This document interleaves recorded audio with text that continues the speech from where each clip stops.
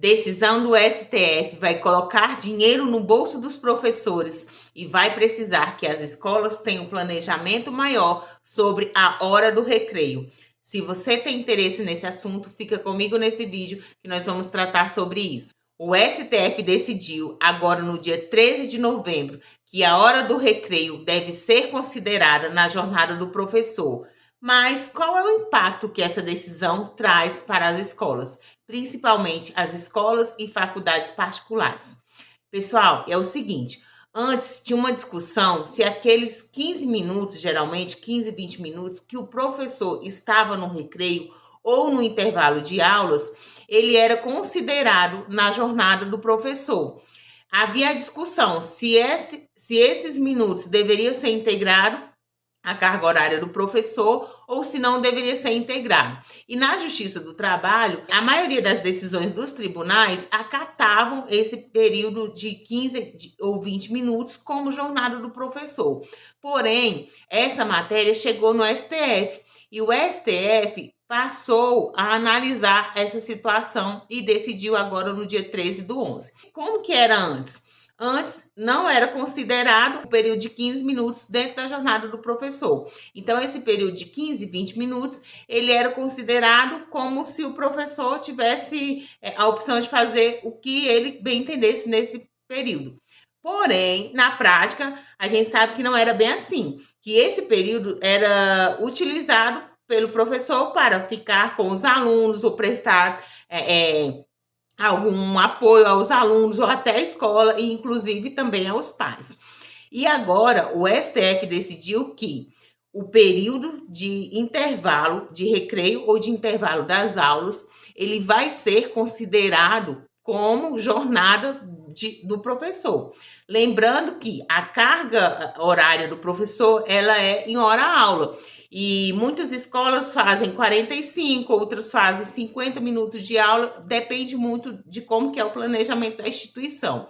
Agora, aqueles minutos de intervalo de recreio, né? E também aqueles minutos de intervalo de aulas, ele é considerado como tempo à disposição do empregador, ou seja, como tempo à disposição da empresa.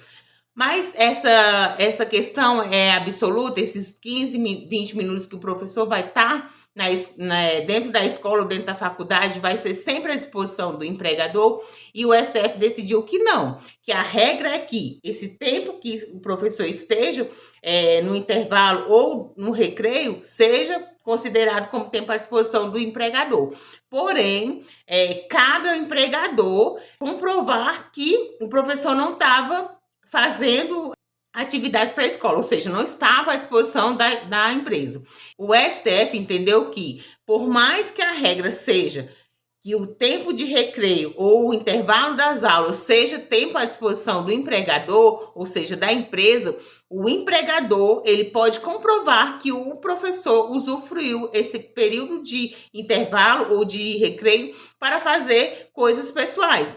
Então, quando o professor tem esses minutos para usar com coisas pessoais, ele não está à disposição do empregador. Então, o empregador ele pode provar isso, que o professor não estava à disposição dele, né? O empregador ele pode comprovar que o professor não estava à disposição dele. Então, a regra é que o tempo de recreio ou intervalo das aulas é que o professor esteja à disposição do empregador.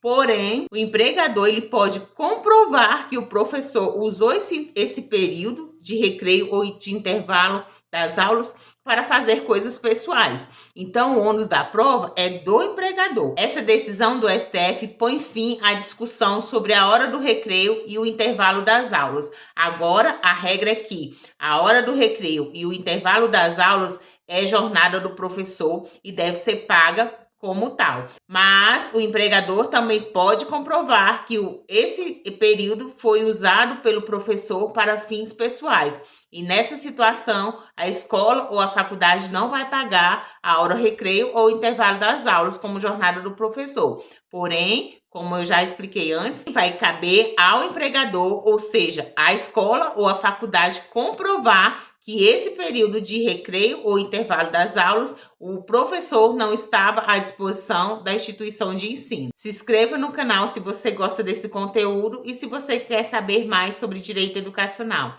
Até o próximo vídeo.